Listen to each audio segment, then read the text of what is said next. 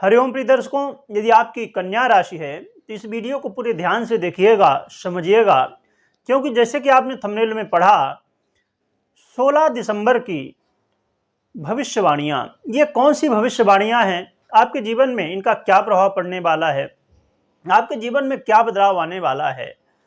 और साथ में हम जानेंगे एक बड़ा राजयोग बन रहा है, महाराजयोग कहा जा सकता है, तो वो कौन सा राजयोग है और उसका क्या प्रभाव होगा। साथ में हम जानने वाले हैं कि सूर्य 16 दिसंबर को ही अपना राशि परिवर्तन करने जा रहे हैं। अभी तक ये मंगल की राशि वृश्चिक राशि में गोचर कर रहे थे, अब इसे छोड़ के, मंगल की राशि को छोड़ के देवगुरु बृहस्पति की राशि धनु राशि में गोचर करेंगे 16 दिसंबर से। और जैसे ही 16 दिसंबर से ये धनु राशि में गोचर करेंगे, वैसे ही एक बड़ा दिव्य राजयोग बनने वाला है, नवम पंचम राजयोग। क्योंकि जैसे ही ये राशि परिवर्तन करेंगे तो ये देवगुरु बृहस्पति से नवम पंचम योग में आ जाएंगे। एक तो देवगुरु बृहस्पति और सूर्य नवम पंचम राजयोग बना रहे हैं, ये बड़ी बात है। इसके अलावा इसमें और चार चांद कैसे लग गए कि देवगुरु बृहस्पति से एक तो नवम पंचम राजयोग, दूसरी बात ये देवगुरु बृहस्पति की राशि में ही सूर्य गोचर करने वाले हैं, इसलिए ये महान राजयोग की संज्ञा में आ गया और आपके जीवन में बड़े बदलाव लाने वाला है। क्या रिजल्ट मिलेगा ये हम समझेंगे। इसके अलावा हम महत्वपूर्ण एक चर्चा भी करने वाले हैं, जिसे आपको सुनना समझना जरूरी है, और हम उपाय भी जानेंगे। तो आइए समझते हैं कि ये जो राजयोग बन रहा है और सूर्य का परिवर्तन हो रहा है, इसका क्या प्रभाव होने वाला है।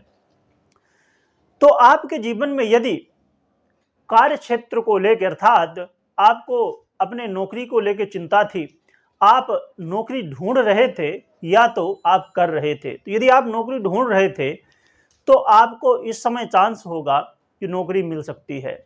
और उन लोगों के लिए और भी बेहतर है जो सरकारी नौकरी सर्च कर रहे थे, उनके लिए भी ये समय सपोर्टिव रहेगा। इसके अलावा जो लोग जॉब पहले से कर रहे हैं तो उनके जीवन में पदोन्नति देखने को मिलेगी, अर्थात प्रमोशन आपको मिलने के चांस हो जाएंगे और सैलरी में भी इंक्रीमेंट देखने को मिल सकता है।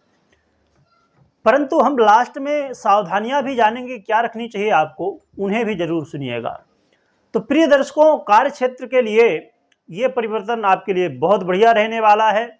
और यदि सरकारी क्षेत्र से जुड़े हुए कोई काम आपके रुके हुए थे, वहां भी आपको विजय मिलती हुई दिखाई देगी। और पिता के स्वास्थ्य में समस्याएं थी यदि, तो वहां भी पिता के स्वास्थ्य को भी आरोग्यता प्राप्ति होगी और उनके जीवन में बेहतर स्थितियां बनने वाली हैं।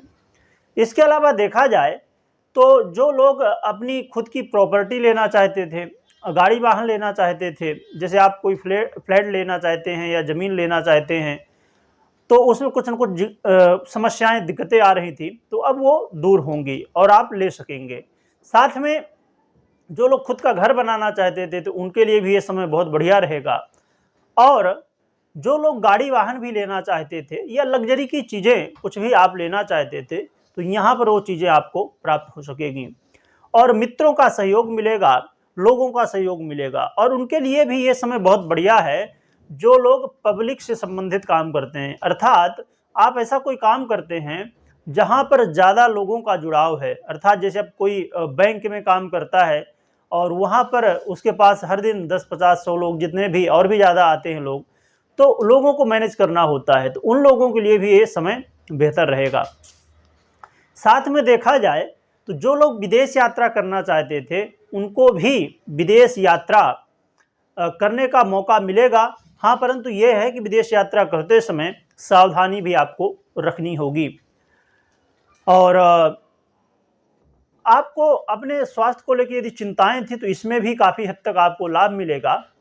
परंतु इस बात का जरूर ध्यान रखिएगा कि जो लोग कोर्ट कचहरी के मामले में फंसे हुए थे, उनको भी राहत तो मिलेगी, परंतु आपको सावधानी क्या रखनी है कि गलत रास्ता नहीं अपनाना, सही रास्ते से ही अपना जो है तो काम करना है, और झूठ का जितना हो सके तो सहारा ना ले। अब कहेंगे कि चलो झूठ का सहारा नहीं लेंगे तो आज के समय में तो होता नहीं, बात ठीक है, पर जितना हो सके कि झूठ का सहारा यदि बिना लिए काम चल जाए तो कोशिश करना चाहिए। साथ में देखा जाए तो जो लोग अपने जीवन में गंभीर बीमारियों से ग्रसित थे, बहुत समय से कोई बीमारी चल रही थी और उसको लेके बहुत ज़्यादा चिंतित थे, तो अब उसमें भी काफ़ी हद तक आपको राहत देखने को मिलेगी, अर्थात पहले से बेहतर स्थिति आपको देखने को मिलेगी। और बहुत सारे लोग किसी न किसी वजह से, चाहे कोई भी कारण हो, उसकी वजह से चिंतित रहते हैं, भयभीत रहते हैं, अंदर से डरे रहते हैं। यदि ऐसी स्थिति है आपकी भी तो अब ये डर दूर होने वाला है।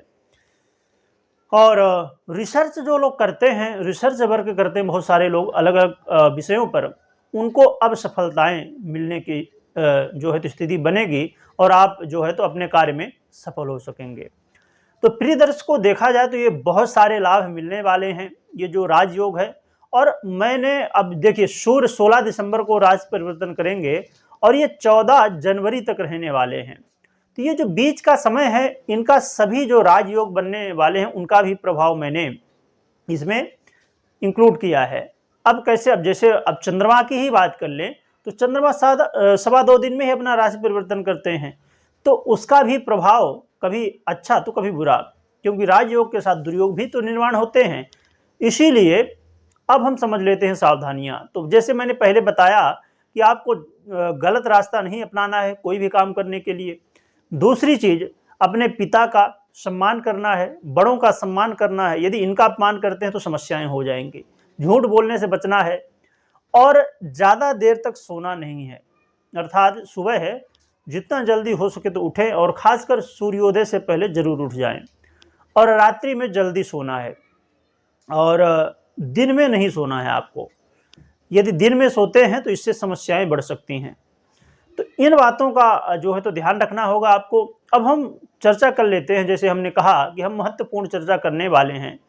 तो महत्वपूर्ण चर्चा क्या है? महत्वपूर्ण चर्चा ये है कि कभी न कभी, आज नहीं तो कल, आपके मन में ये प्रश्न उठा होगा कि अब जैसे आपने यही देखा कि 16 दिसंबर की भविष्यवाणियां, तो अब ऐसी बहुत सारी वीडियो आप देखते होंगे, इस तारीख से ऐसा होगा, इस महीने से ऐसा होगा, परंतु ऐसा आप महसूस करते होंगे कि ऐसा जो बताया गया वैसा कुछ हुआ नहीं है।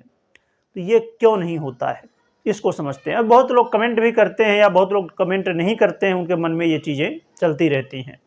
यदि आपके मन में भी चल रही हैं तो बताइएगा ज़रूर।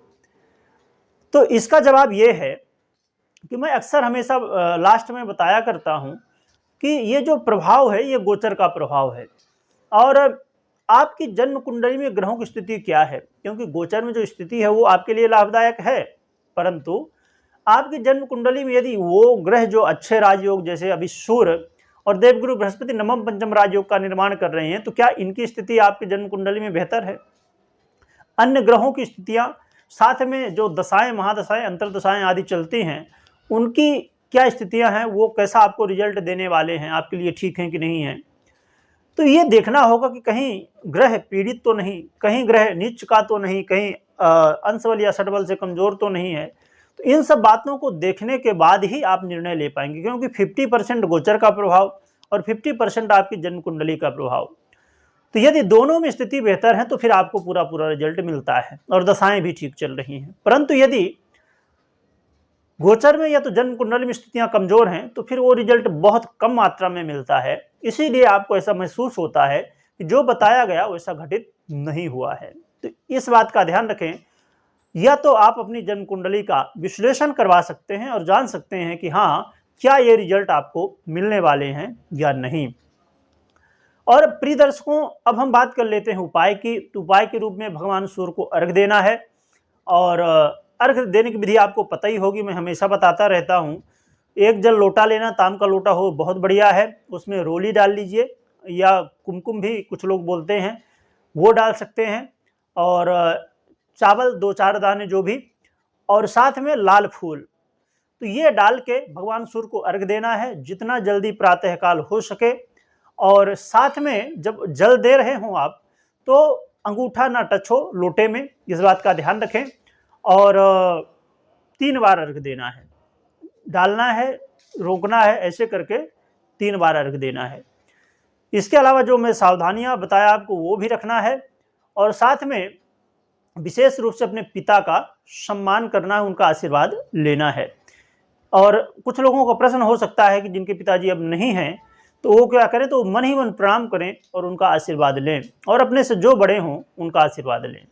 साथ में आप पीला चंदन लगा सकते हैं, या तो ना उपलब्ध हो तो केसर का चंदन लगा सकते हैं, या तो वो भी ना उपलब्ध हो तो हल्दी हर घर में ही उपलब्ध होती है जो भोजन में डाली जाती है, तो उसका तिलक आप कर सकते हैं। इससे जो है तो और भी बेहतर परिणाम आपको मिलेंगे। और कमेंट में जय सूर्यदेव लिखना है, और लिखने के साथ खाली लिखना नहीं, मैं लिखने के लिए हमेशा क्यों बोला करता हूं, जिससे आप लिखें और साथ में बोलें भी। तो आप यदि एक बार लिख रहे हैं, 2 बार जो भी, तो 10, 50, 100 बार बोल लीजिए, जिससे बाद में समय मिले ना मिले, अभी वीडियो देख रहे हैं लिख दीजिए और साथ में बोलते भी जाइए, तो भगवान का आशीर्वाद प्राप्त हो जाएगा। तो ये भी करें, और लोगों तक ये वीडियो जरूर पहुंचाएं, जिससे लोगों को जानकारी मिल सके, और ये जो लोगों के मन में प्रश्न था उसका भी जवाब लोगों को मिल सके। वीडियो देखने के लिए बहुत बहुत धन्यवाद।